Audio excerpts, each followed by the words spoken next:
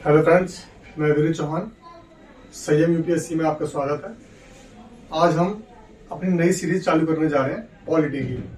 इसमें मैं पहले पढ़ा रहा हूँ संसद यानी पार्लियामेंट, जिसमें हमारे देश के विधि निर्माण होती है, कानून बनते हैं और उससे फिर देश का संचालन होता है।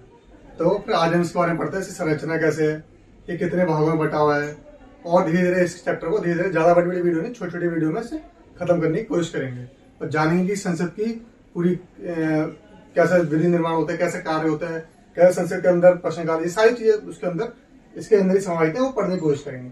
ठीक है, तो संसद, तो सबसे पहले संसद जो है वो हमारा है भाग 5 में, संविधान का जो है भाग 5, उसके बारे में संसद के बारे में बताया गया है। ठीक है, भाग 5। ठीक, संविधान के भाग बटे होते हैं, तो हर भाग में कुछ ना कुछ होता है, तो 5 भाग में है संसद। और शुरुआत करेंगे अभी तो मैं वैसे ही पढ़ा रहा हूँ, तो पूरी पॉलिटी एक कोर्स कराएंगे, तो उसका अभी ये वैसी वीडियो है कि एक टॉपिक को उठा के उसको पूरा खत्म करवाया गया वैसी वीडियो में। ठीक है, तो संसद जो है 3 चीजों से मिलकर बनी हुई है। ठीक है, पहली है राज्यसभा, और फिर लोकसभा और राष्ट्रपति।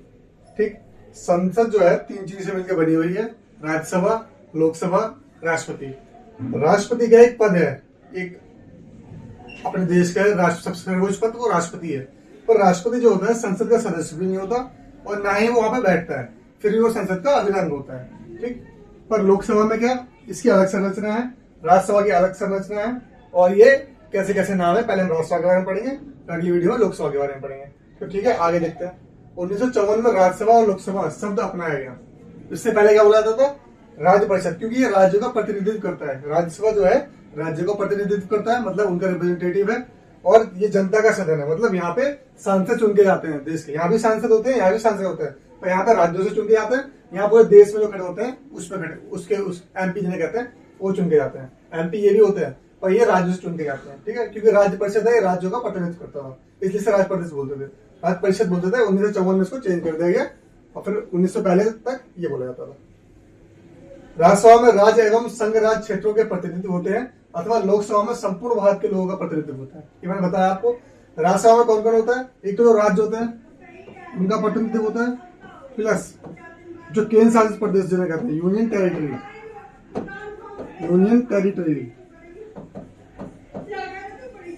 पर ये आपको ध्यान रखना है, यूनियन टेरिटरी सिर्फ तीन यूनियन टेरिटरी, दिल्ली, पुडुचेरी और JNK। टेरिटरी तो 9 है, पर हमें इन तीनों में यहाँ प्रतिनिधित्व मिलता है देखने को राज्यसभा के अंदर। ठीक है, क्योंकि बाकी जो जितने भी केंद्र शासित प्रदेश हैं उनकी जनसंख्या कम होती है, इसलिए इनको इतना महत्व नहीं देते। इनकी जनसंख्या ज्यादा है, इसलिए इनके प्रतिनिधित्व लाए जाते हैं। इतनी ज्यादा जनसंख्या न होने के कारण उनको प्रतिनिधित्व नहीं दिया जाता। ठीक, वहां पर फिर जो लेफ्टिनेंट गवर्नर वहां पे शासन देखता है राष्ट्रपति के द्वारा। ठीक, नोट जो है ये मैंने बता भी दिया, फिर बताया तो दोबारा रिवाइज कर लेते हैं। राष्ट्रपति किसी भी सदन का हिस्सा नहीं होता, मतलब ना लोकसभा का हिस्सा होता है ना राज्यसभा का हिस्सा होता है, क्योंकि वो ना MP के चुनाव लड़ता है, किसी चुनाव लड़ता है, उसके चुनाव अलग तरीके से होता है, वही हम इसी में पढ़ेंगे। ना ही सदन के बैठता है, ना ही उसको कोई बैठने की जगह है सदन में, परंतु सदन का अभिन्न अंग होता है। सदन का जो है अभिन्न अंग होता है, और सदन में बहुत सारी कार्यवाही भी राष्ट्रपति के द्वारा ही होती है, वो भी आगे हम पढ़ेंगे। ठीक, सदनों की संरचना कि हमारा जो संसद है उसमें 2 सदन है, लोकसभा और राज्यसभा। इन दोनों की संरचना कैसे, इनमें कितने कितने लोग हैं वो सब अभी देखते हैं। ठीक है, तो पहले राज्यसभा निपटाते हैं, क्योंकि और राज्यसभा को क्या कहते हैं, राज्यसभा को कहते हैं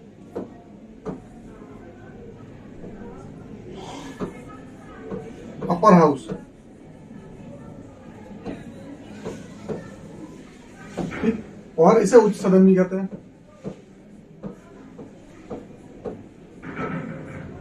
ठीक, इसलिए उस सदन कहने का मतलब एक छोटा सा रीजन है, क्योंकि यहाँ पे राष्ट्रपति जो है 12 लोग ऐसे लोगों को चुनता है जो समाज सेवा में, किसी विशेष क्षेत्र में, या क्या नाम है कला में, उन सब में निपुण होते हैं, मतलब अच्छी जानकारी रखते हैं, उनको चुनता है। तो उनकी उम्र भी ज्यादा होती है, इसलिए इसकी अपेक्षा यहाँ पे उच्च सदन से कहा जाता है। यही रीजन है, बाकी ऐसा कुछ नहीं है।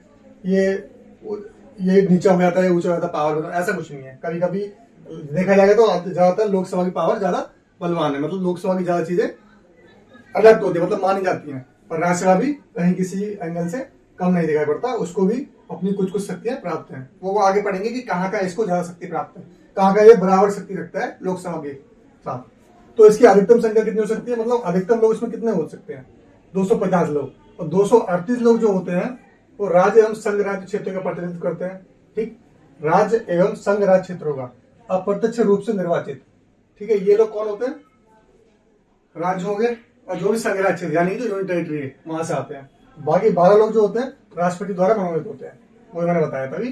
तो 12 लोग, ये हो गए 250 टोटल। ठीक, अभी क्या है वर्तमान में क्या स्थिति है, वर्तमान में स्थिति है 245 सदस्य भी है राज्यसभा के अंदर। वो 238 जो है राज्य क्षेत्रों का प्रतिनिधित्व करते हैं, जो राज्यों से आते हैं वहां से हैं। ठीक, उसके बाद 4 जो है वो संघ शासित केंद्र शासित प्रदेश या संघ राज्य क्षेत्रों का प्रतिनिधित्व करते हैं, जैसे दिल्ली हो गया, पुडुचेरी हो गया, जम्मू एंड कश्मीर हो गया। उसके बाद ये 12 राष्ट्रपति द्वारा मनोनीत होते हैं। मनोनीत मतलब राष्ट्रपति द्वारा चुने जाते हैं, ना कि इनका कुछ चुनाव होता है, कुछ भी नहीं होता। जो देखता है इन चीजों में, कला में, संस्कृति में, इन चीजों में, समाज सेवा में, इन सब में अच्छा होता है, उसको यहाँ से मनोनीत कर लिया जाता है और उसको फिर राज्यसभा में बैठा दिया जाता है।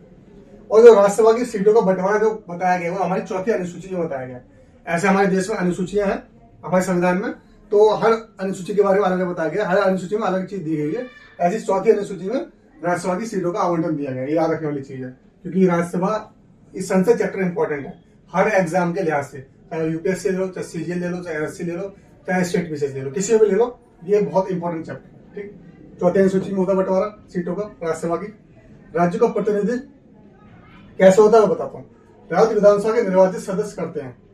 इसका जो प्रतिनिधित्व मतलब जो सदस्य चुन के जाएंगे राज्यों से, उनका कौन निर्वाचन करता है, उनको कौन चुनता है, राज्यसभा के निर्वाचित सदस्य, मतलब जो राज्य विधानसभा के जो वहां के एमएलए होते हैं वो चुनते हैं कि हमारे यहाँ से कौन जाएगा राज्यसभा में एमपी बन के, यानी सांसद बन के। ठीक, सबसे पहले ये निर्वाचित वर्ड को याद रखना, निर्वाचित बोलेगा वो मनोनीत बोल देगा।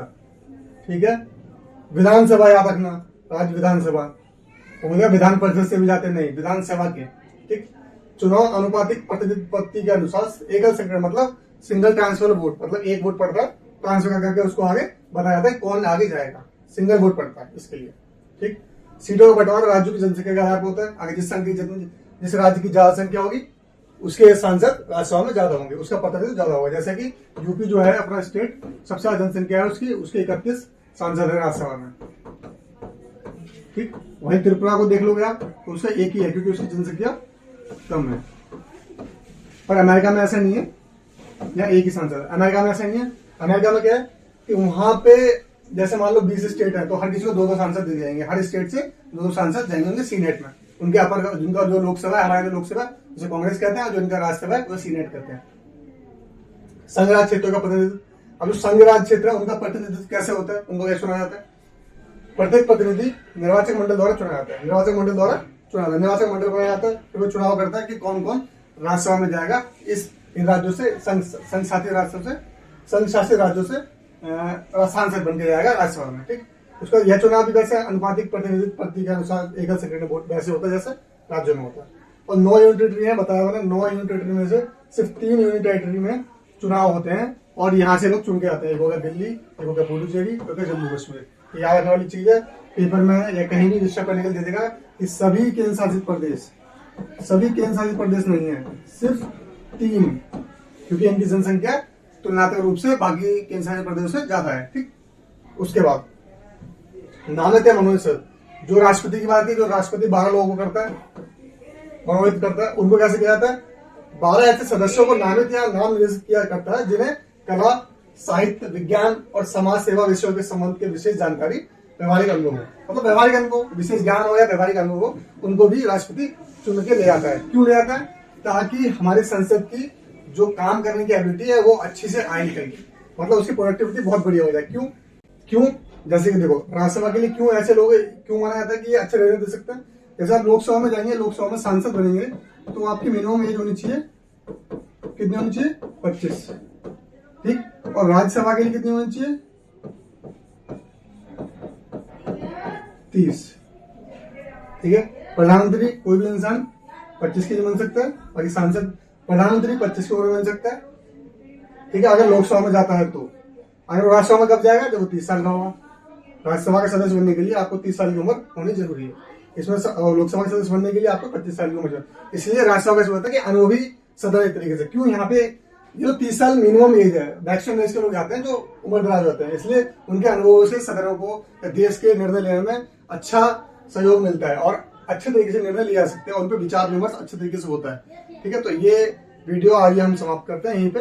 अगली वीडियो में पढ़ेंगे लोकसभा के बारे में कि लोकसभा कैसा, उसका कैसा वो है, क्या नाम है, संरचना कैसी है लोकसभा की। ठीक है, अभी हमने क्या पढ़ा, राज्यसभा की संरचना और संसद में कौन कौन होता है, कितने लोग होते हैं, तो ये हमें शब्दों की संरचना। अभी राज्यसभा पढ़ रहे थे, अब फिर लोकसभा पढ़ेंगे अगली वीडियो में। तो आज की वीडियो को यहीं समाप्त करते हैं। धन्यवाद। जय हिंद, जय भारत।